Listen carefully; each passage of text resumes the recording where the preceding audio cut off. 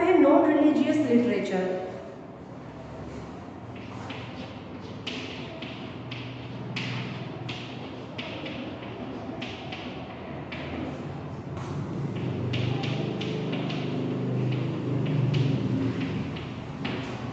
इसमें बहुत सारा टेक्स्ट है, आपको रीड तो करना पड़ेगा, क्योंकि एक बात है कि आप एक ही चीज़ के बारे मतलब एक ही चीज़ रिपीट करते जाते हो, उसके संपर्क में, उसके कांटेक्ट में आते जाते हो, उस चीज़ से ज़्यादा फेमिलियर होते जाते हो, तो वो आपको अपने आप याद आने लगता है। तो ये सारे टेक्स्ट माना कि थोड़े लेंदी है, पर आप पढ़ोगे तो हो जाएगा आपसे।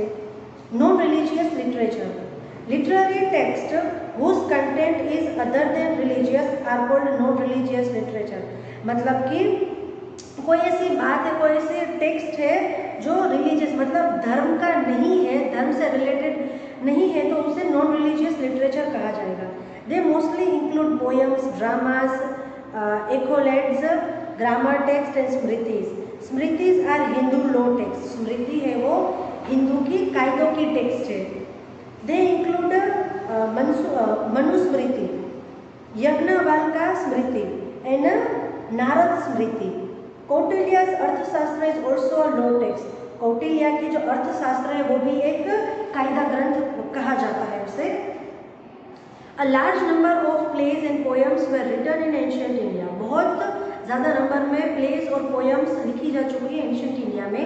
This includes great poets like Mahakavi Bhasa, Kalidasa, Shudraka, Bharavi etc. Among such important epics, Abhijnana Shakuntalam, Raghuvamsham, Meghadutam, Kiratarjuniyam, Svapnavasavadattam and Mrichchhakatikam are included. तो ये सारे भी एक एपिक्स है। In South India special literature called Sangam literature was compose. अभी साउथ इंडिया में एक स्पेशल लिटरेचर था, उसको संगम लिटरेचर के नाम से कंपोज किया गया था। It was composed in first 3 century. पहली 3 सदी में ये बनाया गया था। About 1600 folk poets composed heroic poems in 3 Sangam in Madurai. अभी 1600 फोक पोएट्स थे जिसने कंपोज किया था। क्या कंपोज किया? तो हीरोइक पोएम। अभी हीरोइक पोएम क्या होता है मैं आपको बताती हूँ कि हीरोइक पोएम मतलब कि कोई राजा है, उसने कोई अच्छा काम किया, बहुत बड़ा काम किया, बहुत बहादुरी का काम किया है, तो उसे उसके ऊपर कोई पोएम लिखी जाती है तो उसे हीरोइक पोएम कहते हैं। बहादुरी पे लिखी गई या फिर कोई ऐसा काम किया है जो इतिहास में रचा गया है तो उसे हीरोइक पोएम कहा जाएगा। In this literature Silappadikaram, Mani Mekalai are very important. तो इस लिटरेचर में शिल्पाधिकारम और मणि मेखलाई को भी बहुत इंपॉर्टेंट माना जाता है। Best grammar text in Sanskrit is Panini's Ashtadhyayi. Best grammar अगर टेक्स्ट की हम बात करें तो संस्कृत में पाणिनि की है, पाणिनि जिसे हम बोलते हैं, वो अष्टाध्यायी नाम की एक टेक्स्ट है जो ग्रामर के लिए बहुत ज़्यादा बेस्ट है। Which was compose in 5th century BC, जो कि 5वीं सदी में कंपोज किया गया था। अशोका's inscription also inform us about administration during Maurya Empire। जो अशोका की जो शिलालेख है वो भी हमें वहीवटी के बारे में बताती है कि मौर्यन एम्पायर में कैसा वहीवटी कार्य चल रहा था। और ethical rules of Buddhist religious of ancient India. Citation poetry and text developed greatly during Gupta age. Poetry और जो टेक्स्ट है वो बहुत ही ज़्यादा अच्छी तरीके से डेवलप हुआ था गुप्ता एज में। Harisena was writer of Samudragupta Prayag Prashasti. जो समुद्रगुप्त की प्रयाग प्रशस्ति है वो हरिसेन ने लिखा था। Virasena Saba was the writer of Prashasti of Chandragupta second of Udayagiri. Udayagiri के चंद्रगुप्त सेकंड थे, उसकी जो प्रशस्ति है तो वो वीरसेन सभा ने लिखी थी। बन्ना हैज प्रेज्ड हर्ष एंड हर्षचरिता। जो बन्ना ने हर्षचरिता लिखी थी उसमें हर्ष शासक की बहुत तारीफें की गई है।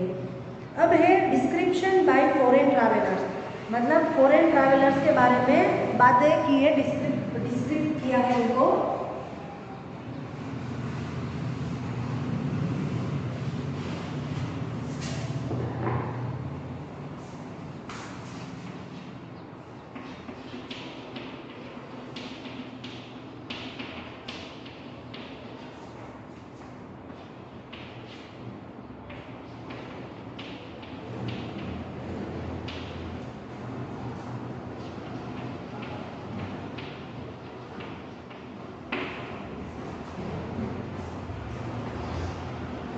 Many foreign tourists have been coming to India since centuries who have written their travelogues. बहुत सारे ऐसे फॉरेन टूरिस्ट हैं जो इंडिया आए और उन्होंने ट्रैवलॉग मतलब कि यहाँ की यात्रा पे लिखा है कुछ. This travelogues gives us information about the Indian culture and life of people. और ये जो ट्रैवलॉग है वो हमें इंफॉर्मेशन देते हैं कि इंडिया के कल्चर के बारे में और यहाँ के जो लोग हैं उनकी लाइफ के बारे में. Among such travelers, Greek ambassador Megasthenes, who lived in the court of Chandragupta Maurya, is very important. उसमें से मेगास्थनीस नाम के हैं जो कि चंद्रगुप्त मौर्य के दरबार में ही रहे थे और वो बहुत ही ज़्यादा इम्पोर्टेंट है. He has written an excellent book name Indica. उन्होंने मेगास्थनीस ने एक एक्सीलेंट बुक लिखी जिसका नाम इंडिका है. From which we get information about the Mauryan age. और उस इंडिका से हमें मौर्यन एज के बारे में इंफॉर्मेशन मिलती है. Similarly book written by Greek sailor Ptolemy about geography gives us information about the ports of India. Greek seller है टोलेमी, उन्होंने ज्योग्राफी के बारे में लिखा है जिससे हमें ये इन्फॉर्मेशन मिलती है कि इंडिया के पोर्ट यानी कि बंदर कैसे हुआ करते थे. Fahien, a Chinese traveller who came at the time of Chandragupta second. Fahien करके एक चीनी यात्री था, वो चंद्रगुप्त सेकंड के समय पे आए थे. और चाइनीज ट्रैवलर ह्यूएन सांग who came at the time of emperor Harshvardhan. Hiuen सांग नाम के एक चीनी यात्री है, वो हर्षवर्धन के समय पे आए थे. Have given an unique description of Indian social life, rural and cultural of the time. उन्होंने एक अच्छा डिस्क्रिप्शन दिया है जिसमें इंडियन सोशल लाइफ, फिर उनके रूरल और कल्चरल के बारे में बताते हैं.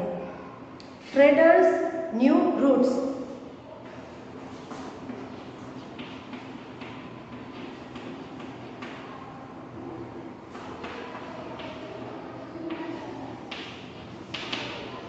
ट्रेडर्स न्यू रूट मतलब कि व्यापार करने के लिए रूट मतलब सी रूट पे, एयर रूट पे जाना पड़ता है. तो व्यापार करने के लिए कौन कौन से रूट का इस्तेमाल हुआ करता था ये बातें हम इसमें जानेंगे. In ancient time India was quite well developed in trade and commerce and trading of various commodities with foreign countries. अभी एंशियंट टाइम में इंडिया बहुत ज़्यादा डेवलप था ट्रेड एंड कॉमर्स में, क्योंकि व्यापार बहुत ही अच्छा होता था. फॉरेन कंट्रीज से कमोडिटीज़ हम मंगाते थे या फिर यहाँ की कमोडिटीज़ हम फॉरेन में बेचते थे. India's prosperity was at the peak due to trade. अभी इंडिया की समृद्धि है वो बहुत ही उच्च शिखर पे थी व्यापार की. Trading was done through land routes and sea route. व्यापार है वो लैंड रूट से या फिर सी रूट से किया जाता था. Lothal was the major port of Harappan civilization. Lothal है वो बहुत ही बड़ा बंदर था हड़प्पन सिविलाइजेशन का. At Lothal a carrier dockyard in a warehouse have been found. Lothal में डॉकयार्ड पाया गया था और वेयरहाउस यानी कि गोडाउन पाया गया था. Which provide us information about sea transport. और ये हमें सी ट्रांसपोर्ट के बारे में इंफॉर्मेशन देता है. The people of Lothal use to make various pottery utensils and various kind of jewellery. जो लोथल के लोग थे वो पॉटरी यूटेंसिल मतलब मिट्टी के जो वेसल्स बनाते थे और ज्वेलरी भी बनाते थे. Trading was done of beads made from oyster and ivory. मतलब आइवरी और ऑयस्टर का यूज़ करके भी व्यापार हुआ करता था. Indian spices and condiments and precious stone were in a great demand. जो इंडिया के मरी मसाले थे और बाकी सारी जो प्रोडक्ट थी, फिर प्रीशियस स्टोन मतलब जो कीमती पत्थर थे उनकी भी बहुत ज़्यादा डिमांड थी, बहुत ज़्यादा मांग थी. Cotton, silk and spice were exported to Europe via Central Asia. Central Asia से यूरोप में हम अपनी चीज़ें एक्सपोर्ट करते थे. कौन सी चीज़ें? तो के कॉटन, सिल्क और मरी मसाले जो सब होते थे वो. Through the international port like Khambhat, Bharuch, Sopara and Tamralipti, cotton textile, silk textile species, cinnamons, timber were exported to east and west part of the world. ईस्ट और वेस्ट पार्ट जो वर्ल्ड का था उसमें हम एक्सपोर्ट करते थे ये सारी चीज़ें इंटरनेशनल ट्रेड से. Many people used to travel from China. Many people used to travel from China to the remote areas on foot and a horseback. बहुत से लोग थे जो चाइना से ट्रैवल करते थे, वो या तो फिर पैरों से मतलब चल के आते थे या फिर तो घोड़े पे बैठ के आते थे. They used to carry silk cloth with them. और अपने साथ सिल्क क्लॉथ भी लेके जाते थे.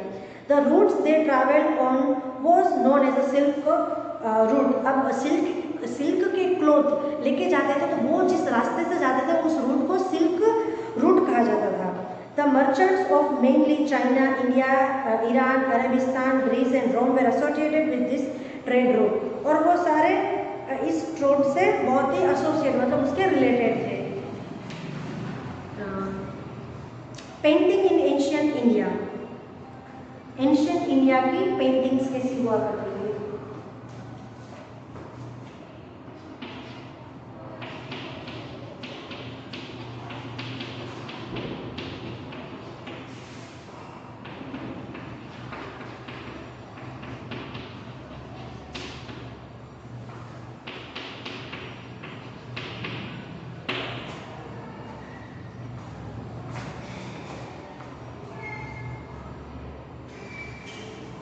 Pictures are a special medium which express the emotion of human being। मतलब कि जो चित्र होते हैं, पेंटिंग होती है, बहुत अच्छा माध्यम है ह्यूमन बीइंग मतलब कि इंसानों को इमोशन को जताने के लिए। At the same time it portrays the actual situation of that time, और ये उस टाइम की क्या सिचुएशन थी वो भी बताने के लिए पिक्चर्स बहुत ही अच्छा मीडियम होता है। In India the oldest painting have been found in a neolithic era, और इंडिया की ओल्डेस्ट पेंटिंग है वो नियोलिथिक एरा में पाई गई है। More than 500 paintings of neolithic age drawn by primitive man have been found in Madhya Pradesh from a place called Bhimbetka which took lively even today. तो primitive man मतलब आदि मानव ने ड्रॉ किए गए हैं पिक्चर्स, वो मध्य प्रदेश में मिले हैं। कौन सी गुफा में? तो भीमबेटका में पाए गए हैं। Other than this painting of Ajanta Ellora, Bagh cave and Amaravati associated with Indian culture have been found in a large number. Ajanta Ellora की जो पेंटिंग है, फिर बाघ केव में, अमरावती में, ये सारी जो पेंटिंग है वो बहुत ही ज़्यादा नंबर में पाई गई है। Paintings of Ajanta Ellora are world famous which depict Buddha's Jataka story and Buddha's sadhana. जो अजंता इलोरा की पेंटिंग है वो वर्ल्ड फेमस है, जो हमें बुद्धास जटक स्टोरी और बुद्धास साधना के बारे में बताते हैं। World famous painting Padmapani is the jewel of Indian culture. ऐसा कह सकते हैं कि वर्ल्ड फेमस पेंटिंग है पद्मापानी, वो तो हमारे भारत की संस्कृति का घरेना है, मतलब कि वो गहना है, ऐसे कह सकते हैं। While Shiva temple of Ellora cave is a great sculpture carved out of a single massive rock। मतलब कि जो शिवा का जो टेम्पल है वो इलोरा केव में बना गया, वो तो ग्रेटेस्ट स्कल्पचर है जो कि एक बड़े से पत्थर में, एक ही पत्थर में उसको कार्व किया गया था। ओके।